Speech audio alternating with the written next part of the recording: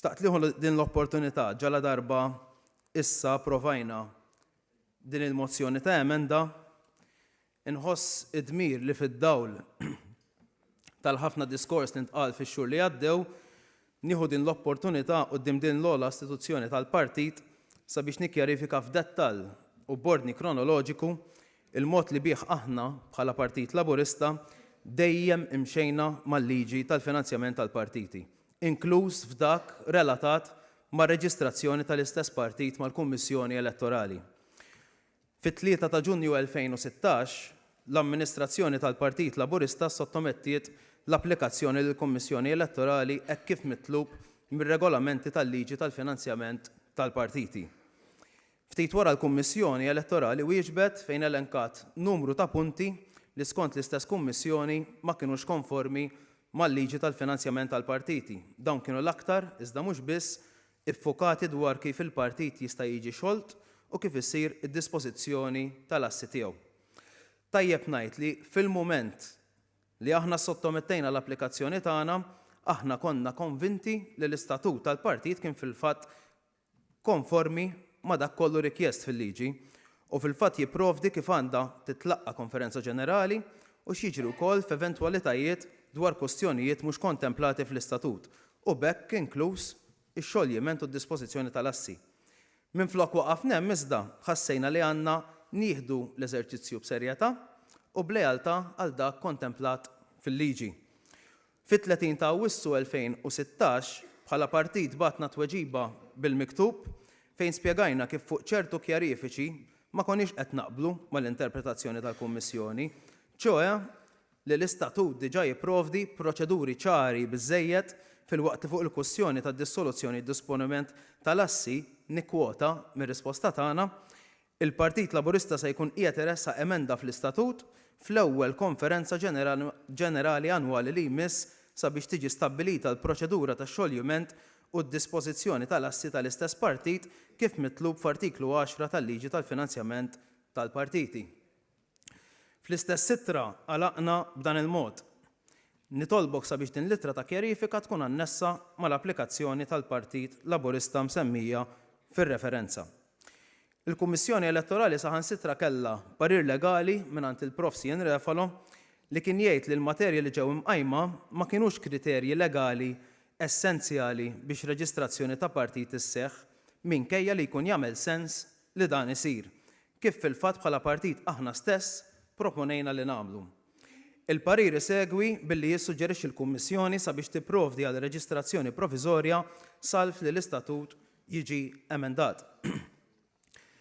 Il-Kummissjoni Elettorali f'komunikazzjoni datata l-1 ta' Diċembru 2016 indirizzata lill Partit Laburista qalet hekk.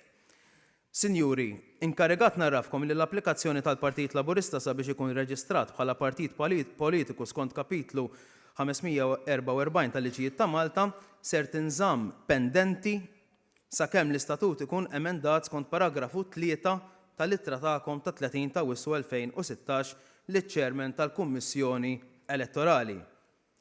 U dak kien iswed fuq l-abjad kelma b'kelma x'batet il-Kummissjoni Elettorali lill-Partit Laburista.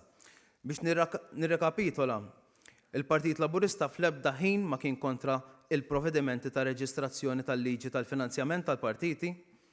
Il-Kummissjoni Elettorali qatt ma batet bil-miktub tgħid li reġistrazzjoni ġiet rifjutata, anzi informatna li se tinżamm pendenti. Kien il-Partit Laburista stess li ntrabat li emenda l-istatut fil-Konferenza Ġenerali Annwali tiegħu li jmiss, ċoe dik li qegħdin fiha llum kif fil-fatt għamilna, il-Partit Laburista ħall liġi b'serjetà massima. Tant li kien hemm diskussjoni twila u serja dwar il-provvedimenti u l-emendi li għadna kemm approvajna peress li dawn jikkontemplaw xenarji li għalkemm remoti huma serji. U aħna ħassejna li għandna dmir u responsabilità li nħarsu nozzu is-96 sena ta' storja li għandu dan il-partit li tant ħadmu stinkaw biex iwaqfu u jmexxu l-qoddim mis-sirijietna.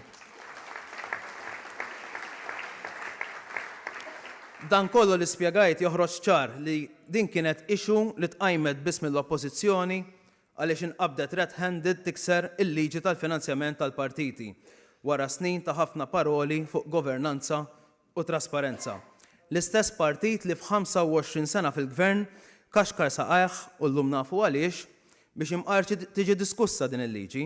Liġi li gvern laburista flimkien ma' miżuri oħrajn immirati biex isaħħu l-governanza u l-kontabilità b'mod kuraġġuż daħħalhom immedjatament.